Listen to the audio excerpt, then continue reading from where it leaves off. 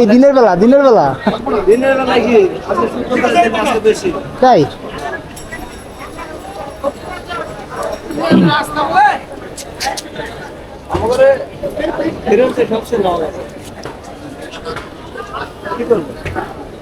নাস্তা করে নেন যায়, ঠিক আছে? আমি খাওয়াইতে চাইছিলাম আপনাদের, কিন্তু এখনো সময় নাই, আপনারা নাস্তা করে নিন, ঠিক আছে? আমার বাড়ি গোপালগঞ্জ ভাই। আমি ওই যে আপনাদের খুলনা যান না, আমার গোপালগঞ্জের উপর দিয়ে আপনাদের যাইতে হয়, বুঝছেন কি? ধন্যবাদ ধন্যবাদ, খাই নেন। আমি আসবো, আমি প্রত্যেক শুক্রবারে আসি প্রায়, ঠিক আছে? খাইয়ে কিছু রেস্ট নেন, ঠিক আছে ভাই?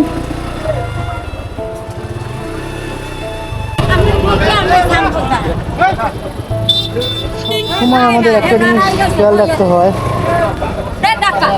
এই খালা, কি বিক্রি করেন আপনি? আমি এই তো আমার মা নেই হ্যাঁ? কত করে? হ্যাঁ, 400 টাকা আছে? 400 টাকা দেন, 400 টাকা দেন, তাড়াতাড়ি দেন, দাঁড়াই থাকা যাবে না। এক সেকেন্ড, তাড়াতাড়ি দেন, গরিব দুঃখীর একজন দিয়ে যান, ঠিক আছে?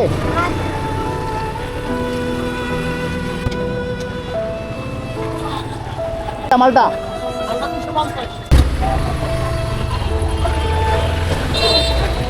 ও, ওরা পিছাবে না, জায়গা নাই। মাথা তো সুটা দিতে থাক। আপনি একটু সামনে নেন, ওরা একটু এদিকে কেটে যাক, আপনি একটু সামনে নেন। এই ভাইয়া, এই তুমি কাটো, এদিকে কাটো।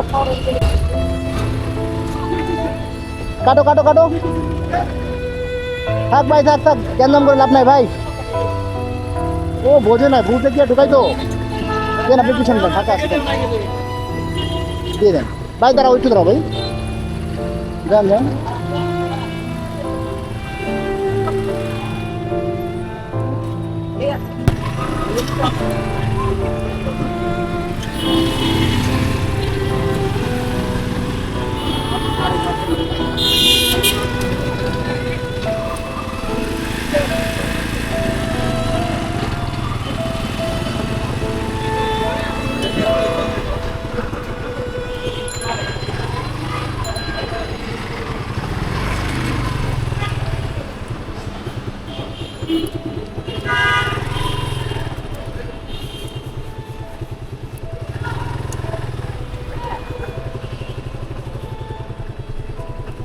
আঙ্কেল, কত করে দাম চাইছিলেন জানো? কত করে?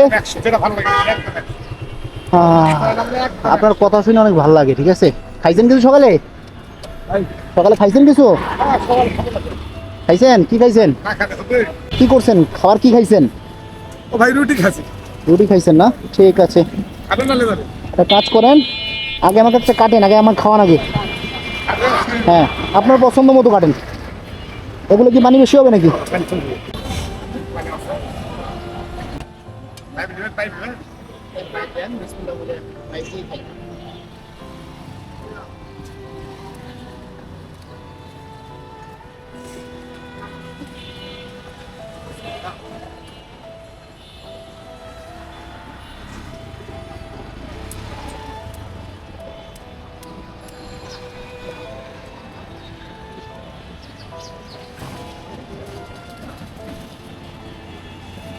না খাওয়ার পরে যেটা রিকভারি, শরীরে যেটা খাচ্ছি, আপনি যতই পরিশ্রম করে যতই পরিশ্রম করেন ভাই, কাপ ফেলে তুল হয়। এই খালা কি আছেন? কি টুকান আপনি? যে সেক্ষেত্রে সরকার নিয়ে কাটাকাটি হয়েছে, সেক্ষেত্রে দেশের লোক আমরা। ব্যাগে নিল নাম ধরে দেই। হ্যাঁ, ব্যাগের ভিতরে ধরবেন আঙ্কেল, দেয় না আঙ্কেল, এদিকে এই যে ঠিক আছেন?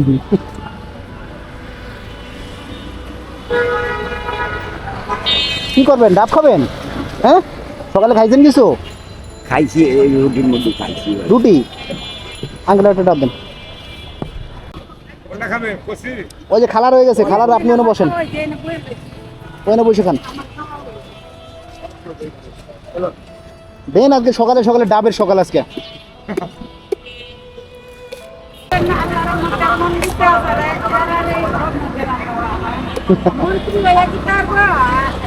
লাভ নাই, লাভ নাই।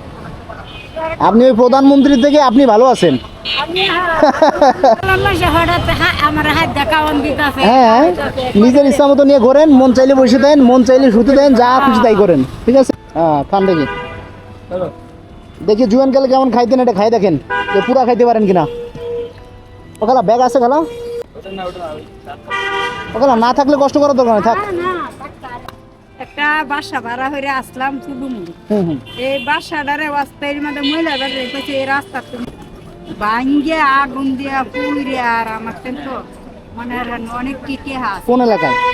এই তেজগাঁর স্টেশনে মাঠটা আছে না, হুম হুম হুম।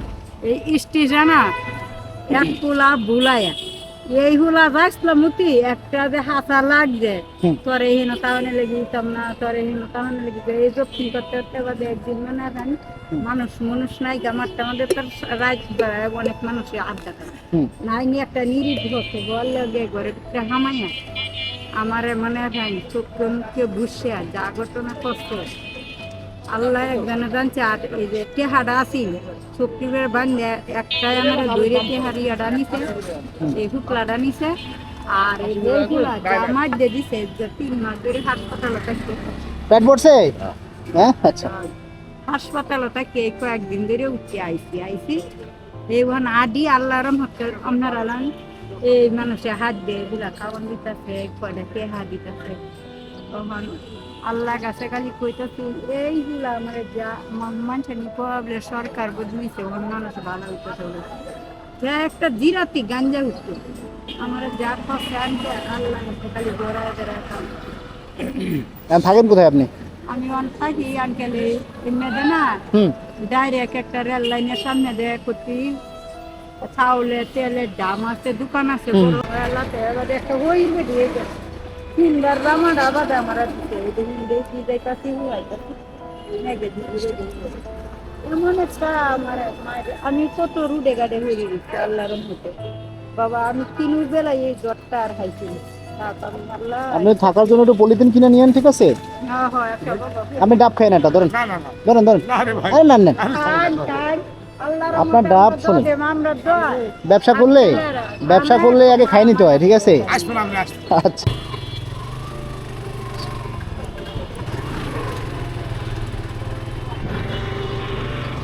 শর্টকাটে ভিডিওটা বলি।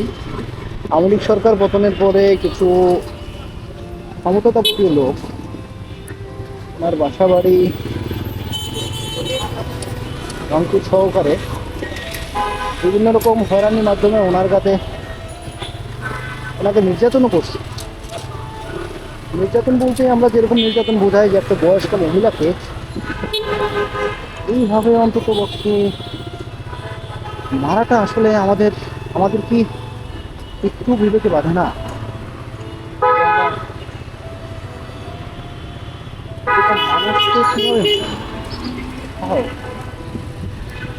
সর্বোপরি একটা মাত্র থাকবে, আপনি যতই ক্ষমতাশালী হন না কেন